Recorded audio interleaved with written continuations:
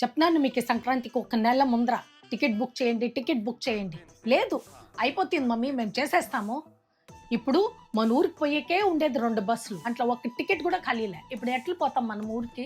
మా office stress వల్ల మర్చిపోయినాను. మరి నేనేం చేసేది? గుండుకు చెప్పినాను నేను. సంక్రాంతి ఎంత పెద్ద పండగ తెలిసేలా మీకు? మన మమ్మీ ఎందుకు చెప్తుంది అది కూడా తెలియదానికి. మా ఊరికి ఫ్లైట్ ఉంటేనా బాగుంది. అందరూ పోతారు ఊర్లో బట్టలు పెట్టేకి, మనం ఈడ కూర్చొందాం. ఏం బిడ్డలు మీరు వచ్చి 500 టికెట్ ఇప్పుడు 6000 అంట ఫ్లైట్ లాగా. అందుకే నేను గుండు చెప్తాను, మనం ఒక కార్ కొందామని. మీరే వద్దు, ఇప్పుడెందుకు కార్, మనకెందుకు కార్ అంటారు. ఇప్పుడు చూడు, టికెట్ బుక్ చేసే బగ్స్ లేదు, కార్ కొందాంలే.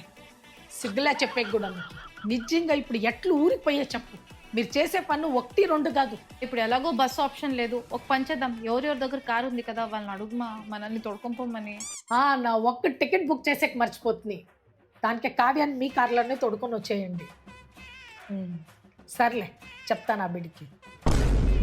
వద్దని మాటని నువ్వు కాదంటావా?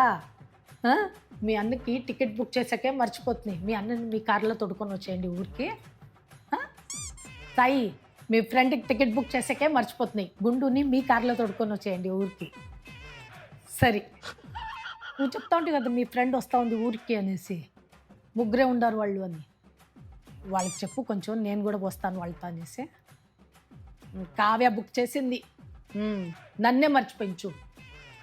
సరే దొరా, నువ్వు మీ మామూళ్ళతో వచ్చే కార్లో, మీ డాడీ వచ్చి మీ అత్తతో వస్తాడు, గుండు సాయి వాళ్ళ కార్లో వస్తాడు, నేను పద్మ ఆంటీ ఫ్రెండ్ ఉంది కదా వాళ్ళ కార్లో వస్తాను.